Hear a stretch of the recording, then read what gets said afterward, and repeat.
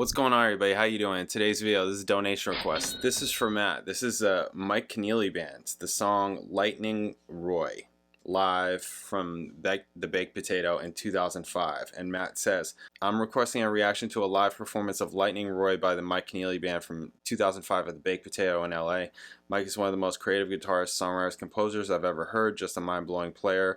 With his partner in crime, Brian Beller on bass, also Berkeley alumni, the great Joe Travers on drums, and the brilliant Rick Musalem on second guitar. The sound they make together is monstrous yet playful, out there yet accessible. Check it out. Okay, so I've heard of Mike KENEALLY, but I don't know that I'm not familiar with him, like any of his music or any of that kind of stuff. He's like a Zappa guy, right? Is that right? He's like, I feel like there's some connection with Zappa, right? Vaguely remember this. Brian Beller, I recognize, and I haven't heard him, but I recognize him from all my years reading Bass Player magazine.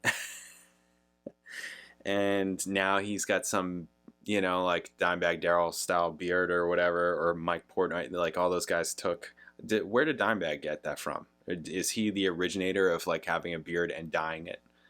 He had to have gotten it from somewhere, or maybe he's the guy, in which case these guys are doing that. So anyways, and I know that Brian Beller is also a guy that people are like, you look like Brian Beller, blah, blah, blah, blah, blah, blah. I'm like, you guys don't have eyes, but that's all right. You're generalizing. That's fine. That's fine. Okay. Anyways, we're going to check this out. I don't know this song. I don't know anything about this. Do we have any information on Mike KENEALLY? Before I get to all that, if you're new here, please subscribe, check out my videos, all kinds of videos, reaction videos, bass videos, music videos, check it out. You like the channel, you want to support the channel, you get super thanks underneath this video. You can hit me directly in the description. I got PayPal, Cash App, Venmo, Amazon wishlist, mailing address, and I do donation requests just like this one. So if there's something you want me to watch, listen to, talk about, hit me direct, PayPal, Cash App, Venmo.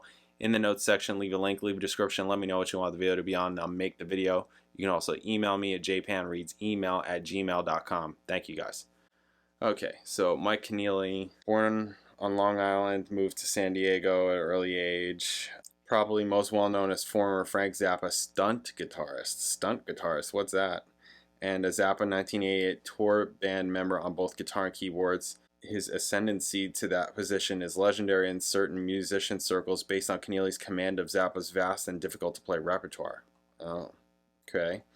KENEALLY had called Zappa and said that he was extremely familiar with all of his material and that he would be ready to play any of it for him given a short amount of prep time, as he had already been listening to Zappa's music for 16 years. On the phone the day before the audition, Frank had told me to have What's New in Baltimore and Sinister Footwear ready for the next day's audition. On the way to the audition, KENEALLY practiced the aforementioned songs, as well as Little House I Used to Live In, and every single Zappa melody I could think of, kind of as an exercise for my memory, as his brother Marty was driving the car. Okay, KENEALLY's stint in the Zappa touring band was short-lived with the early cancellation of the 1988 tour and Zappa's death in 1993. Moved on to play with Dweezil on his solo albums and work released as the band Z. Released 11 albums of solo material since 1992 and has guested or acted as a sideman on a wide variety of projects, most notably Steve Vai's touring band, some Miles Davis tributes, Paul Green School of Rock Music, tours with Death Clock. That's that band with Brian Beller, right? I've heard of them, I don't know them. Something about XTC. Okay, and then his discography is like really long. 11 albums, that looks like way more than 11 albums. That looks like 30. That looks like, I'm not counting them. Looks like a lot though. Anyways, okay, cool, we're gonna check this out. Mike KENEALLY band, Lightning Roy, live 2005, let's do it, bam.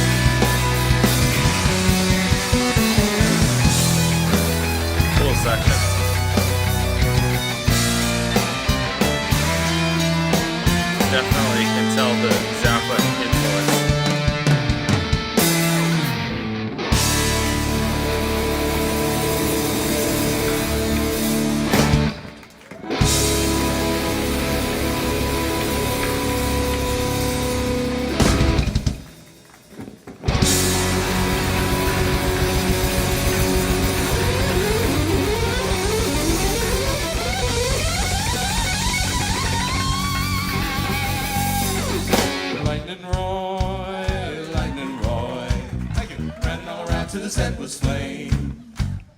Went to a bar and decided to change his name to Lightnin Roy.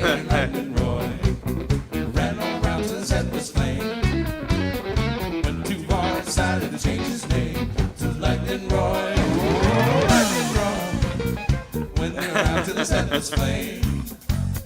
Went to a bar and decided to change his name to Lightnin Roy.